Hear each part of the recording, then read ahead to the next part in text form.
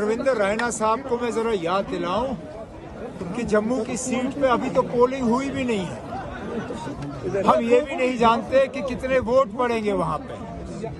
पहले वोट पड़ने दीजिए, उसके बाद बीजेपी जो है वो जीत का जो है ऐलान करे। फिलहाल तो हमें उनकी उधमपुर की सीट जो है वो खतरे में नजर आती है। और उसके साथ साथ बीजेपी ने दावे तो बहुत किए हैं कश्मीर में, मैदान क्यों छोड़ा? आखिरकार क्या मजबूरी बनी रविंद्र रैना साहब जो तैयारी कर रहे थे ये साउथ कश्मीर की सीट से जो है इलेक्शन लड़ने की, क्यों नहीं उतरे मैदान में? क्या मजबूरी बनी कि उनको आगे जो है दूसरी जमातों को लाना पड़ा, चाहे क्रिकेट बैट वाले हों चाहे सेब वाले हों?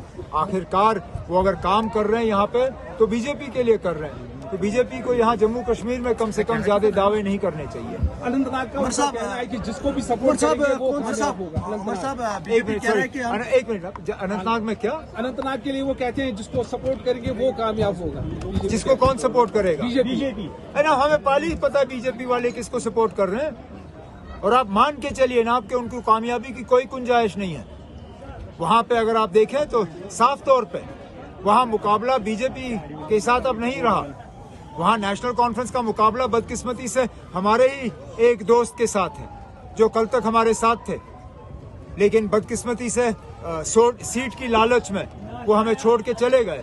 अब नेशनल कॉन्फ्रेंस का मुकाबला उनके साथ है, हमारा मुकाबला बीजेपी या बीजेपी की बी या सी टीम, कम से कम साउथ कश्मीर में हमारा मुकाबला बीजेपी और बीजेपी की बी टीम के साथ नहीं है। बीजेपी क्यों नहीं कर पा रही है बीजेपी अपने कैंडिडेट्स का ऐलान?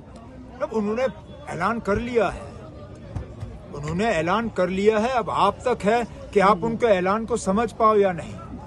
जनाब होम मिनिस्टर साहब जब जम्मू आए उन्होंने क्या कहा कि हमें कोई जल्दी नहीं है, हम जो है कश्मीर में क्या कहा उन्होंने, कमल के फूल का को खिलाने में हमें कोई जल्दी नहीं है।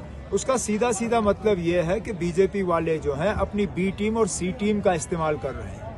अब जब बीजेपी के बड़े बड़े लीडर श्रीनगर आते हैं वो किससे मिलते हैं, वो किसके घर जाते हैं, वहाँ कहाँ किन किन से मुलाकात होती है, उसी से आपको पता चल जाता है ना कि बीजेपी वालों ने मैदान नहीं छोड़ा है। बीजेपी मैदान में है, फर्क सिर्फ इतना है कि मैदान में वो अपने सिंबल का इस्तेमाल नहीं कर रहे हैं। सिंबल उनका बैट होगा, सिंबल उनका सेब होगा, लेकिन है वो बीजेपी।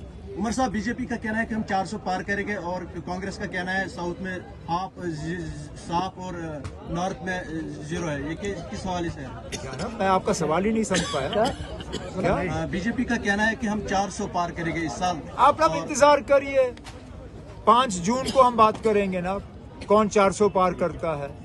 आप क्यों इस बात पे जा रहे हो? वैसे भी बाकी मुल्क में बीजेपी का जो हाल होगा वो तो होगा। पहले तो जम्मू कश्मीर और लद्दाख को बचाएं। लद्दाख की सीट उनके हाथ से निकल रही है।